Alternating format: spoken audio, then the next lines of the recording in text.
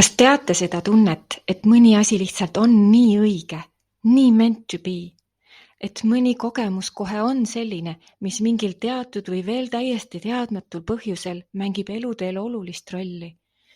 Minu viimane sünnitoetus oli just selline. Ma olen üha uuesti ja uuesti duulana märganud, et see pole absoluutselt juhuslik, millised pered, milliste lugudega minu juurde jõuavad. Nii palju on peegeldust, juba minu jaoks läbikäidud olukordi ja äratuntud tundeid. Ja just nendest kohtadest sünnibki minu töö sügavus, ausus, ehedus ja alasti olek, nii minu kui ka nende. Aga minu kesksuvine pere. Me kohtusime 2 aastat tagasi ning juba siis tekkis mõnus äratundmine. Ülimalt soe ja eriline tunne. Ja veelgi erilisem oli see tunne, kui nüüd aastaid hiljem sain kõne, et kõhubeebi on kohal ning mina olen oodatud sündi toetama. Kuigi sünnitus pidi toimuma kaugel, teadsin ma kohe, et see on sünd, kus pean osalema, ükskõik kuidas. See suvi on olnud väliselt hästi ilus, soe, värviline, magus, meelitav. Seesmiselt on aga olnud tormine, must ja roosa, helge ja hirmus. Mul on tunne, nagu oleksin kõiki maailma emotsioone tundnud viimaste kuude jooksul. Tean, et olen suurte muudatuste, lahtilaskmiste ja uute otsuste tegemise lävel. Ja sellises tormis on kerge kaotada usaldust ja usku, lootust ja ootust. See 2 maailma vahel olek tõesti on hirmus, äärmiselt ebamugav. Täpselt nagu hetk enne beebi sündi või ka emaks sündi, kus vana on haihtumas ja uus pole veel tärganud. Kes ma olen? Kus ma olen? Kuidas see värk õige käibki? Ja kui nüüd ootusärev isa mulle helistas, et seesama beebi valmistub sündima, tundsin ma meeletult kergendust. Ma isegi ei teadnud sel hetkel veel miks, sest tavaliselt tekitab sünnikõne, mis lahe sõna, ka minus positiivset ärevust, kuid sel korral polnud seda üldse. See oli pigem selline tunne, et saan lõpuks teele asuda, minna tegema seda, milleks olen loodud. Tundsin, nagu oleksin hakanud sõitma kuhugi hoopis teise maailma. Läbi põldude üle mere. Energia muutus oli meeletu. Selja taha jäi minu torm ja kogu see segadus läbipaistmatus tormipilves. Selleks hetkeks, kui ma kohale jõudsin, oli naine juba avanemise lõpufaasis. Astusin vaikselt nende pesasse, nende püha ruumi, vaikselt jälgides ja sobitudes enda energiaga. Pere oli teineteise poolt nii hoitud, nii kohal.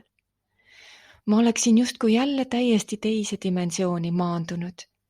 Naine oli täielikult alistunud sellele ürgsusele enda sees. Ta oli võimas, haavatav, usalduses, nii lummavalt kaunis.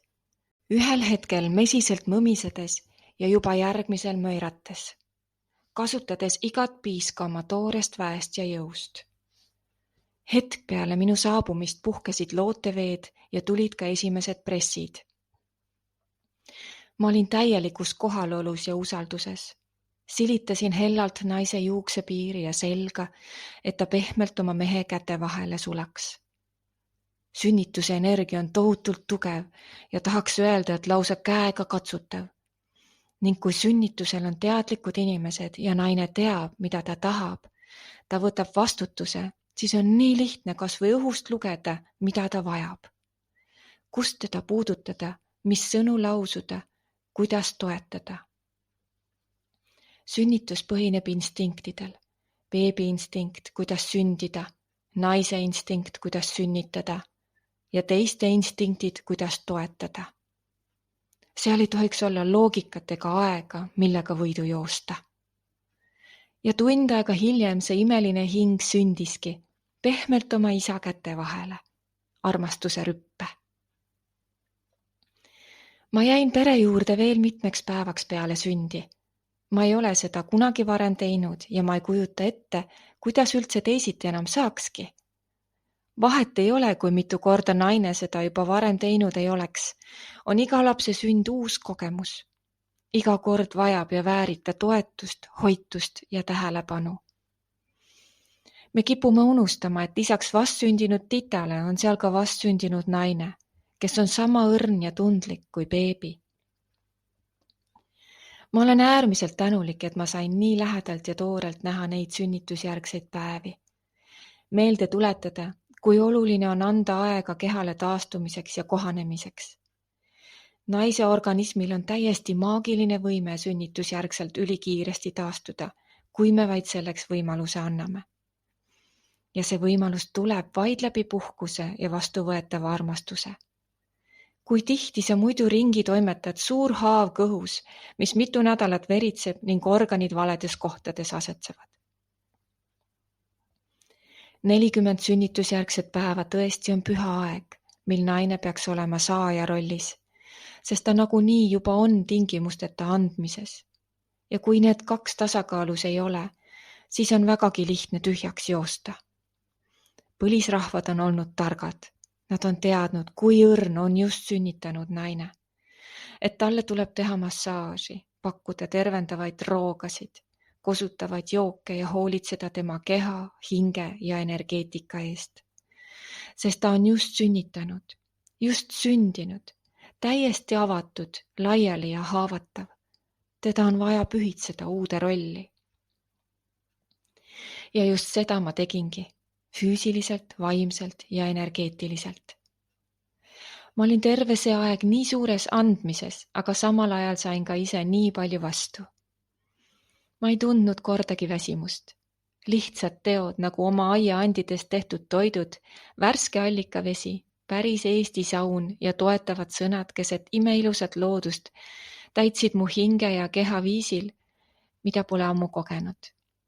Ma vajasin seda sama palju nagu värsked lilled vett ja päikest. Sain aru, miks pidin seal sünnitusel olema. See oli protsess ka minule. Mul algas uus etapp. Torm on möödas ja ma saan kergendunult hingata. Ma olen samuti valmis vastu võtma armastust. Aitäh!